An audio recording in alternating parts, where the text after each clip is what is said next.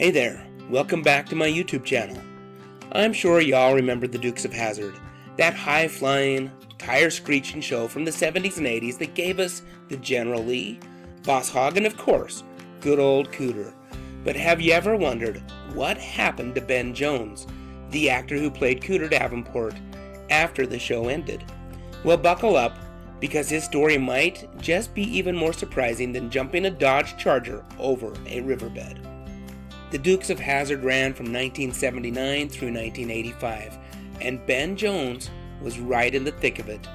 As Cooter, he was the lovable mechanic who kept the General Lee running and helped Bo and Luke out of more jams than a Waffle House at midnight. But when the show wrapped up in '85, Jones didn't just hang up the overalls. Nope, he shifted gears big time. He went into politics. Yep, from the grease shop to Capitol Hill. In 1989, Ben Jones was elected to the U.S. House of Representatives as a Democrat from Georgia.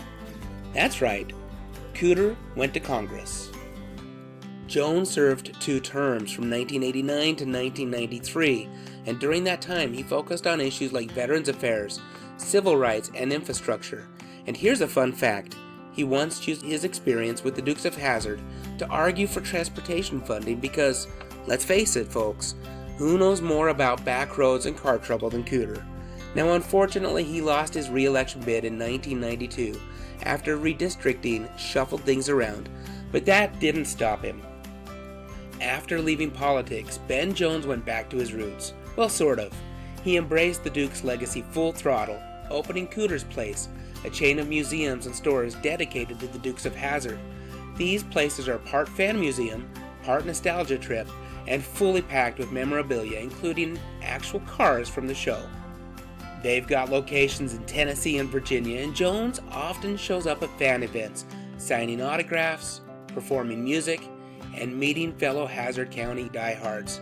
And speaking of music, you heard me right, Ben Jones is also a musician. He's been playing with his band, Cooter's Garage Band, for years. Southern rock, country, a little blues, it's all in there. It's the kind of music you'd expect to hear while cruising in the General Lee on a summer night. Ben Jones has also written multiple books, including his memoir, Redneck Boy in the Promised Land, where he talks about his acting career, political life, and his personal battles, including overcoming addiction in the 70s. It's a candid, often funny, and sometimes raw look at a man who's worn a lot of hats: actor, mechanic, well, at least on TV, congressman, musician, and author. You know, Ben Jones has led one heck of a life, from small-town Georgia to national TV, from the halls of Congress to the back roads of Tennessee. Ben Jones is more than just the guy who fixed up the General Lee. He's a storyteller, a statesman, and a Southern original. And if you ever find yourself near a Cooter's Place, drop by. You might just see the man himself, belting out a tune or two, ready to swap a story or two about the good old days. Thanks so much for watching. Now here's one last picture of Ben Jones, along with Catherine Bach, John Schneider, and Tom Wopat from the 1997 Dukes of Hazzard reunion show. Now if you enjoyed this little ride through Ben Jones' post-Hazzard adventures, please hit that like button.